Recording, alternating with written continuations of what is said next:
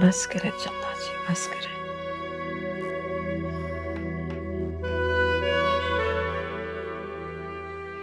एक कम वक्त बुखार तो उतरने का नाम ही नहीं ले रहा।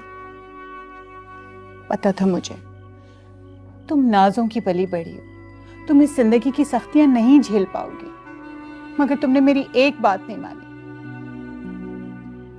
अब देखो कैसे निढाल पड़ी हो। कुछ भी नहीं हुआ मुझे, खामखा परेशान हुई जा रही है। मामूली सा बुखार है, उतर जाएगा अपने आप ही। और मैं इतनी नाजुक भी नहीं हूं, और नजाकत भी अपने वक्त पर ही अच्छी लगती है। जानती हूं मैं अच्छी तरह से, तुम अतलस और कमख्वाब के बिस्तर पर सोती आई हो।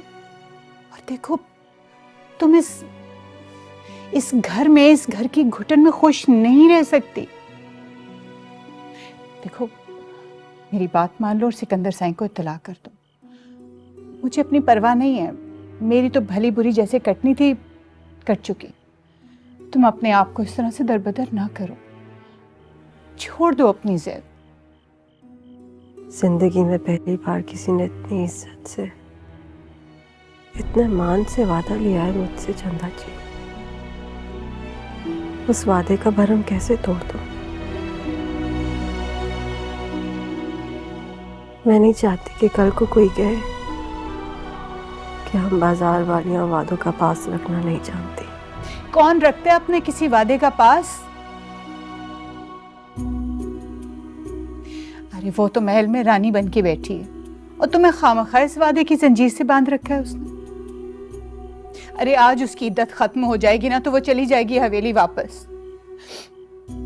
और फिर तुम्हें याद रखना तो दूर की बात, भूल के तुम्हारा नाम भी ना कभी आए उसकी जुबान पर शायद। और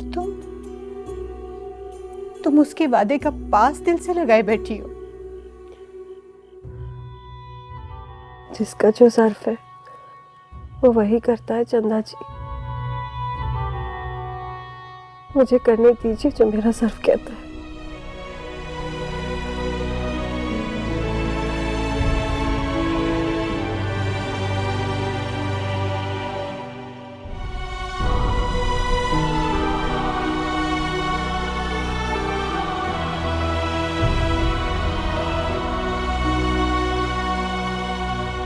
कुछ समझ में नहीं आ रहा, ना इसके घर वालों को पता चला कि ये बच गया है और ना ही इसने अपने घर वालों से मिलने की कोई कोशिश की।